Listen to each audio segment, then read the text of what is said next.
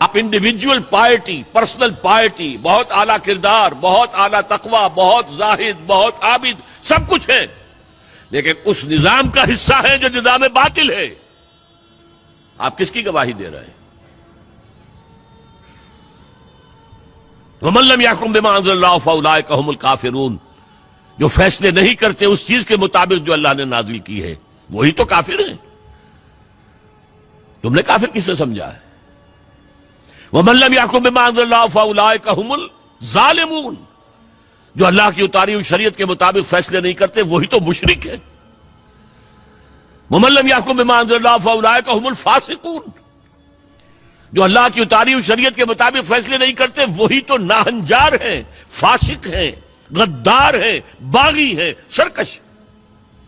یہ 3 فتوے ہیں مفتی اعظم کے. مفتی اعظم کون ہے؟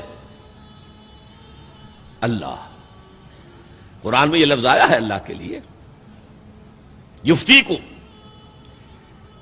یستفتونک. اے نبی یہ آپ سے فتویٰ مانگ رہے ہیں کلالہ کے بارے میں. قل اللہ یفتیکم، کہہ دیجیے اللہ فتویٰ دیتا ہے. لو، تو مفتی اعظم کون ہے؟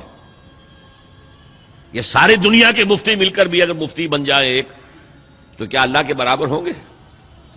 اور اللہ کا فتویٰ یہ ہے جو اللہ کی اتاری ہوئی شریعت کے مطابق فیصلے نہیں کرتے وہی تو کافر ہے، وہی تو ظالم ہے، وہی تو مشرک ہے، وہی تو فاسق ہے، وہی تو سرکش ہے. اور یہ 3 فتوے ایک رکوع میں آئے ہیں، سورہ مائدہ کا رکوع نمبر 7.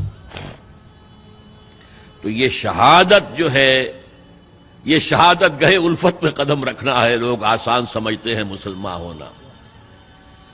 ٹھیک ہے، کہہ دیا اشہد ان لا الہ الا اللہ واشہد ان محمد رسول اللہ.